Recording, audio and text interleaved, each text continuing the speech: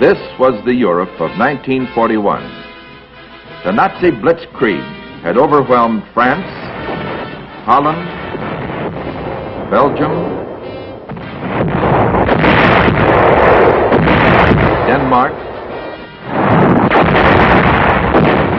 Norway, and Luxembourg. Russian armies were in desperate retreat.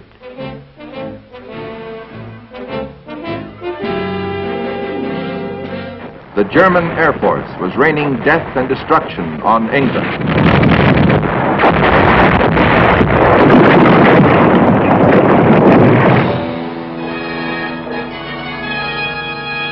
Combined Italian and German forces were menacing Egypt.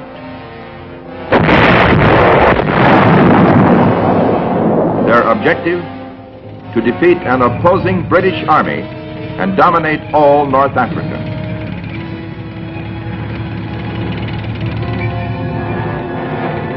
In Asia, Japanese air and ground forces were driving forward in their bloody conquest of China.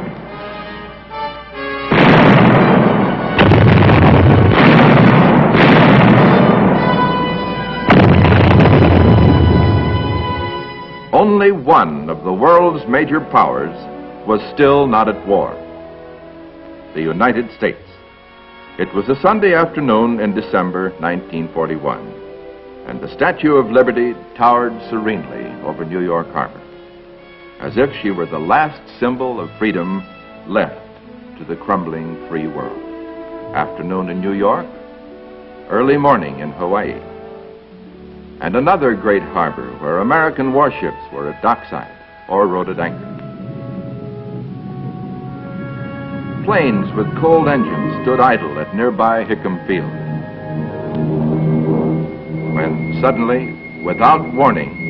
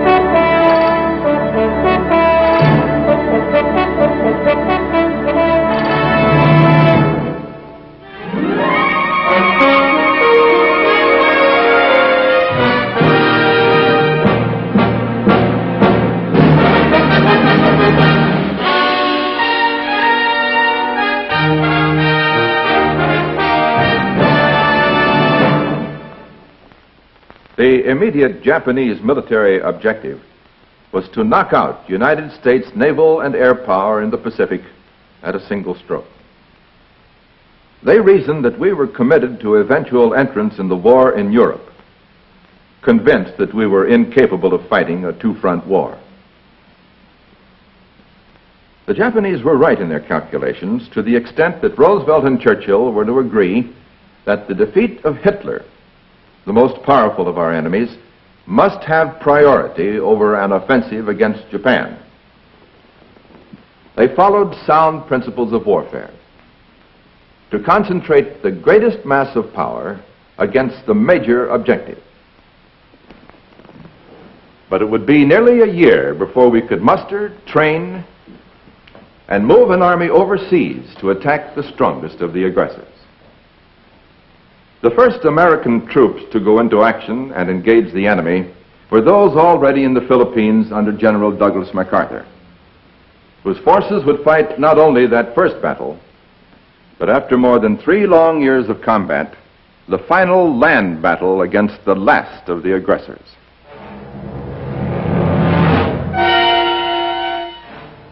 Three days after Pearl Harbor, Japanese troops landed on Luzon's north coast.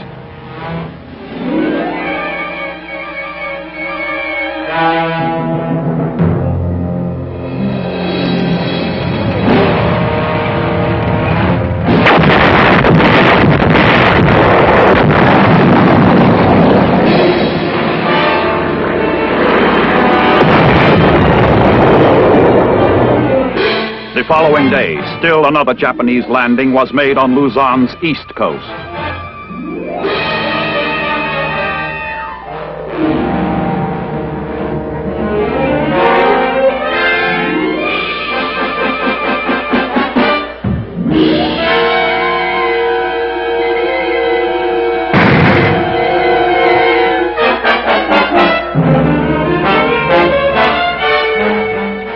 On the 21st of December, the main Japanese invasion force hit the eastern shore of the Lingayen Gulf.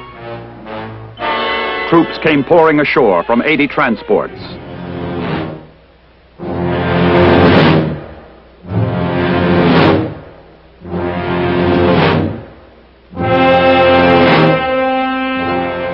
The Japanese onslaught gave General MacArthur only one choice: fight a delaying action, try to regroup his forces.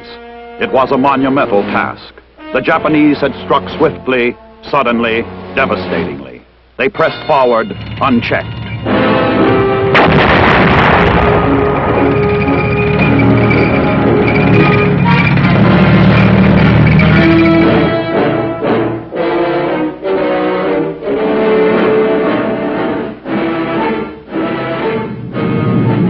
To save Manila from war's destruction, General MacArthur declared it an open city. Ignoring such humanitarian consideration, the Japanese bombed Manila.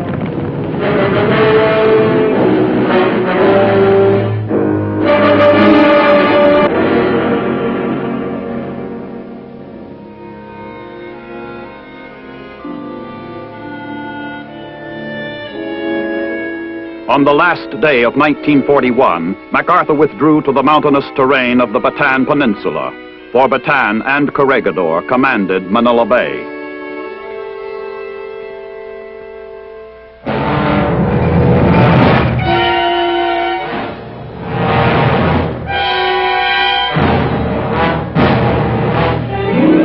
The objective was to delay the enemy's entrance to the bay.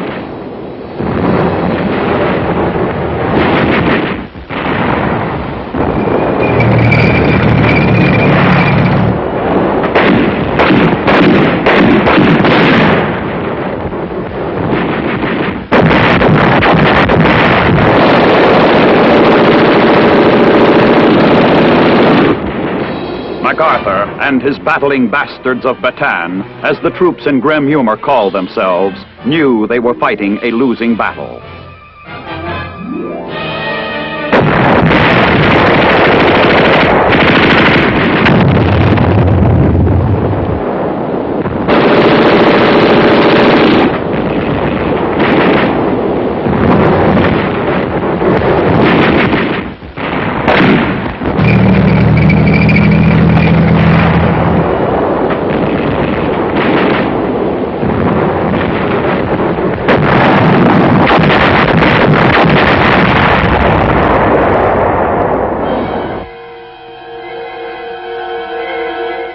But they fought on, gaining precious time for us to recover from the disaster at Pearl Harbor and build up our forces.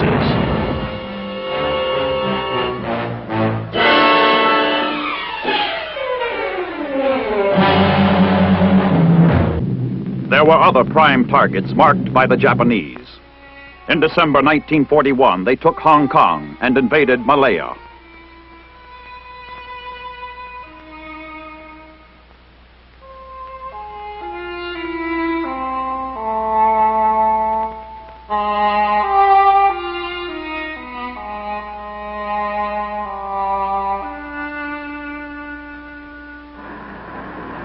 They bombed British Singapore and its great naval base.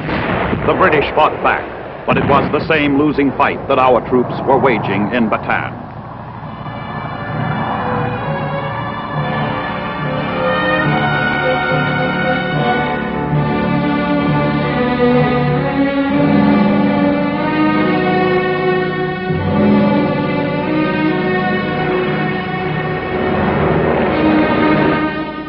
On New Year's Day, 1942, the siege of Bataan began. Superior Japanese forces pounded our beleaguered troops for 3 long and agonizing months.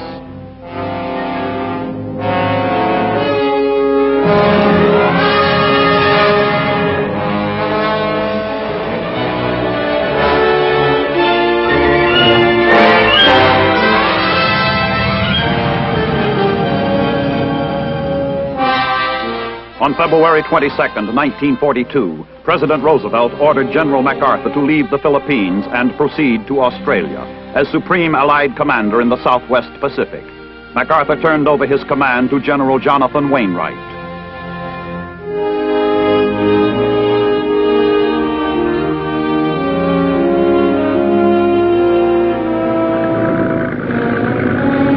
MacArthur made the first leg of his journey to Australia by PT boat through enemy-infested waters.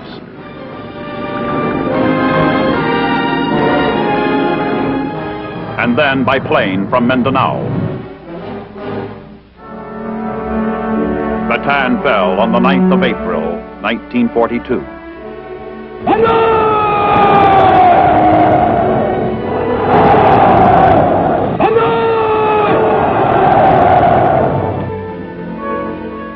Thousands of captured American and Filipino prisoners of war began their infamous death march.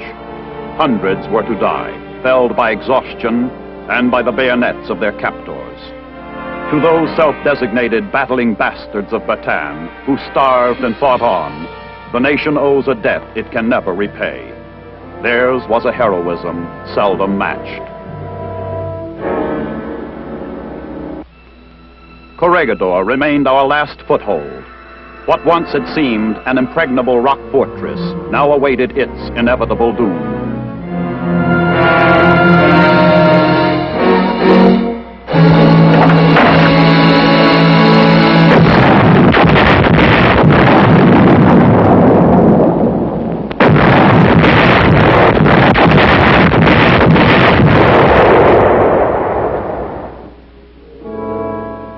The fortunes of the United States and its allies were at their lowest ebb.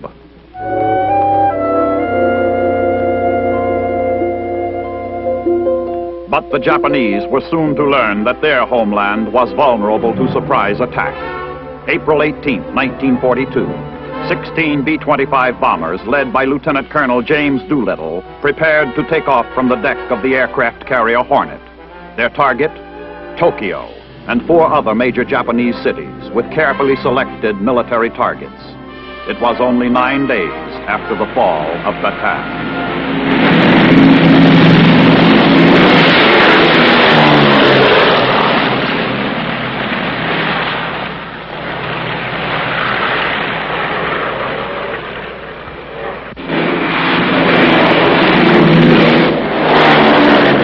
Never before had such a carrier-based operation been attempted.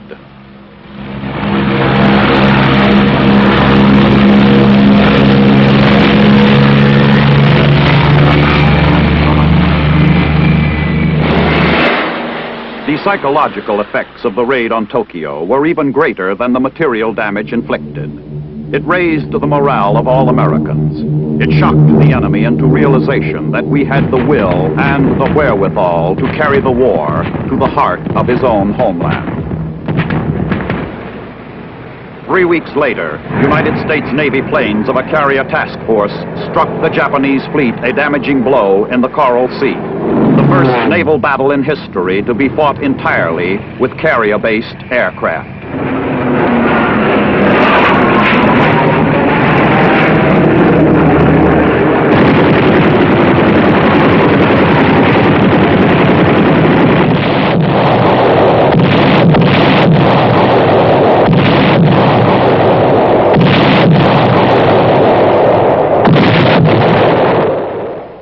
While the Navy was starting to make a comeback, General Wainwright surrendered Corregidor.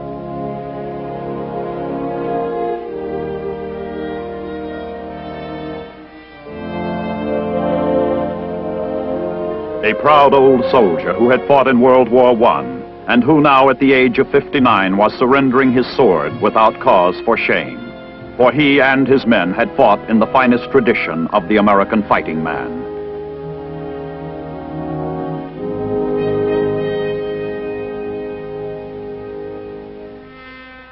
Our stubborn defense of Corregidor had put the Japanese conquest 4 months behind schedule and sent General Hama back to Japan, relieved of his command. In January of 1942, President Roosevelt had addressed Congress and the nation to set new and immediate production goals.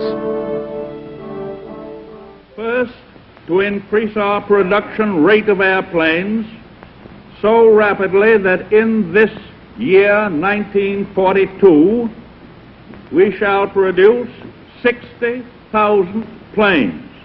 10,000, by the way, more than the goal that we set a year and a half ago. This includes 45,000 combat planes, bombers, dive bombers, pursuit planes. The rate of increase will be maintained, continued, so that next year, 1943, we shall produce 125,000 airplanes, including 100,000 combat planes.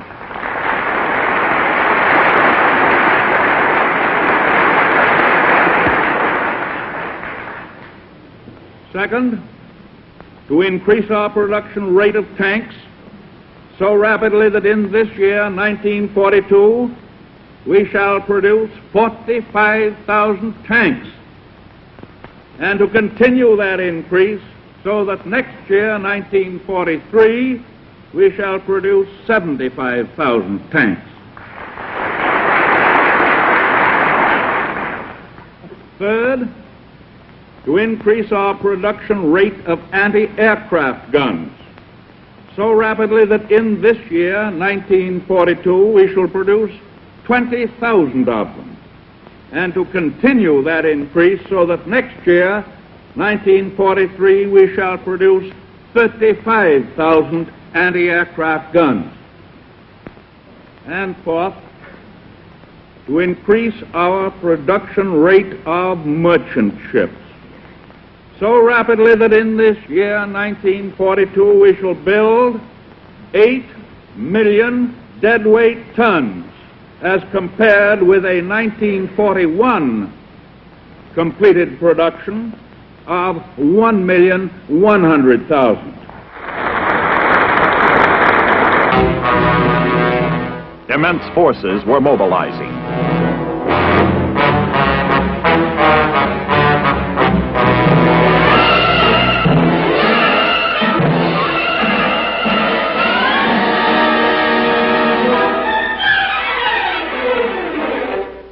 Millions of Americans were in training.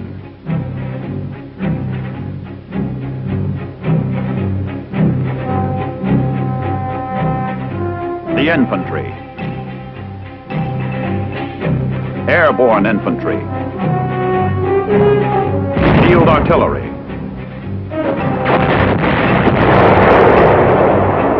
anti-aircraft artillery,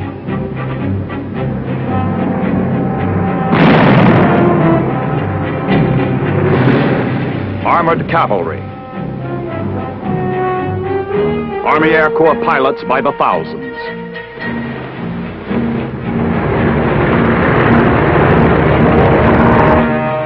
woman power as well as manpower.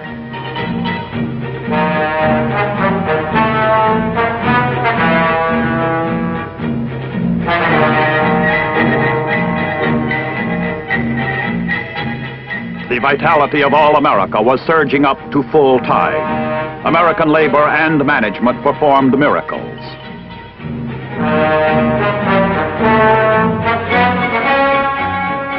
planes, tanks, guns, ammunition. Tens of thousands of items rolled off the lines to supply not only ourselves, but our fighting allies.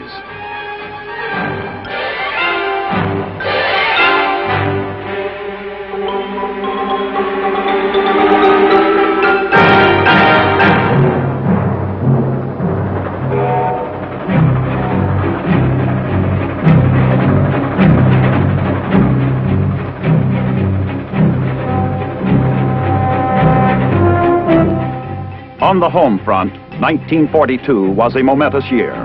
Great plans and stratagems were being laid and coordinated.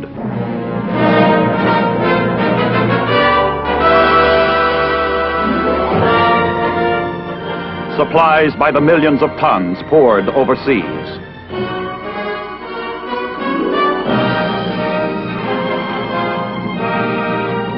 Nazi submarines took a heavy toll.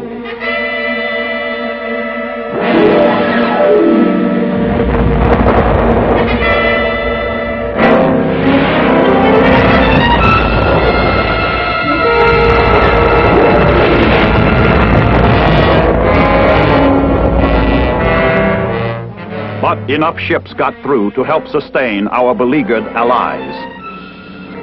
In the air, the tables were starting to turn. 1,000 Royal Air Force planes in a single massive saturation raid smashed Cologne, Germany.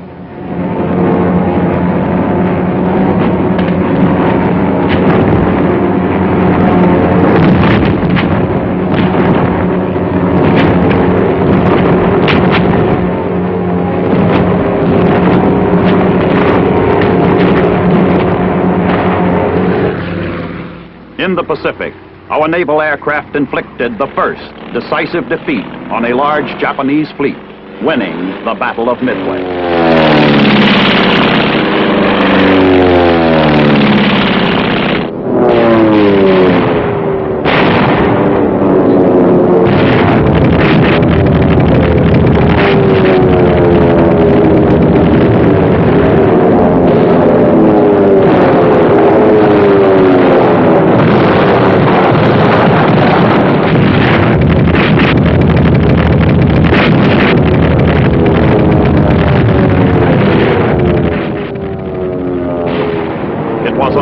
Triumph. There would be others, but they would be slow in coming. Our top military leaders were now taking the high places reserved for them by destiny. General Douglas MacArthur, commander in the Southwest Pacific, and Admiral Chester Nimitz.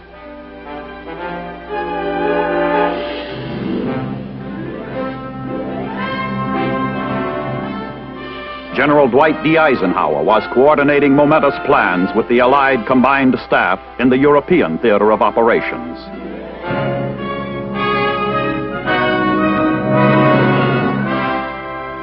General Leslie McNair, commanding general of all American ground forces.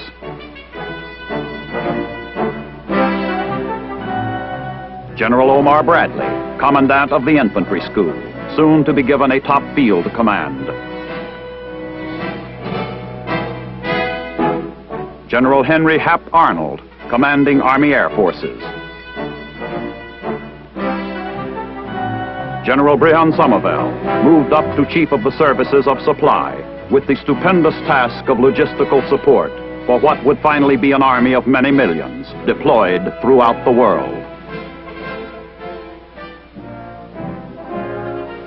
The first of our troops began arriving at overseas staging areas. In North Ireland, England, Australia. On bloody Guadalcanal, Army troops relieved battle-scarred and weary Marines to continue the fight for the Solomon Islands. The United States was demonstrating not only a will to fight, but the capability of fighting a two-front war against great odds on far-flung battlefronts half a world apart.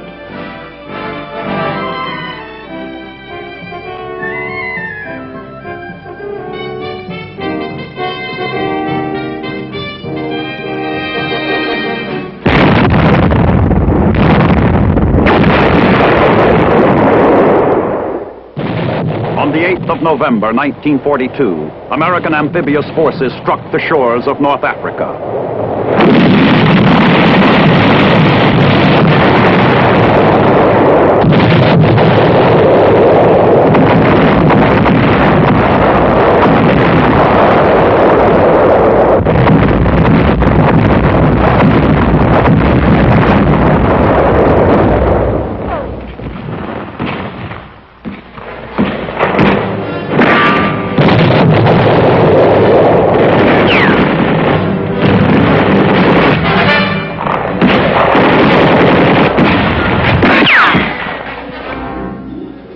We were, to use an appropriate American phrase, in business.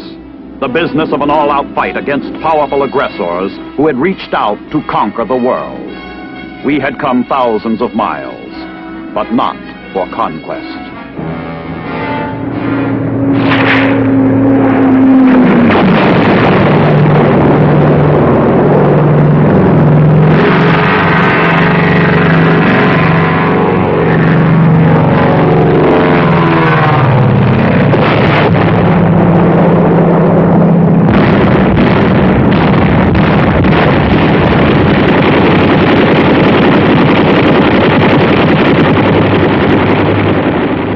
In 1942, the commander of our ground forces, General Leslie McNair, said it best. The United States is stretching out its arms to encircle the globe, not in conquest, but in protection. Even with our powerful allies, the task is vast and calls for our utmost all-out effort.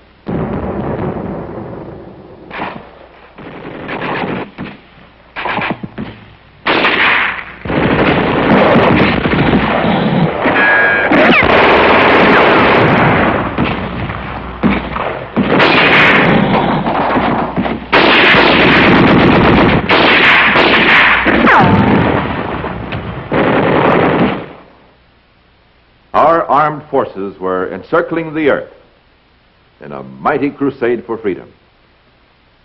Nothing like it has happened in all the history of man.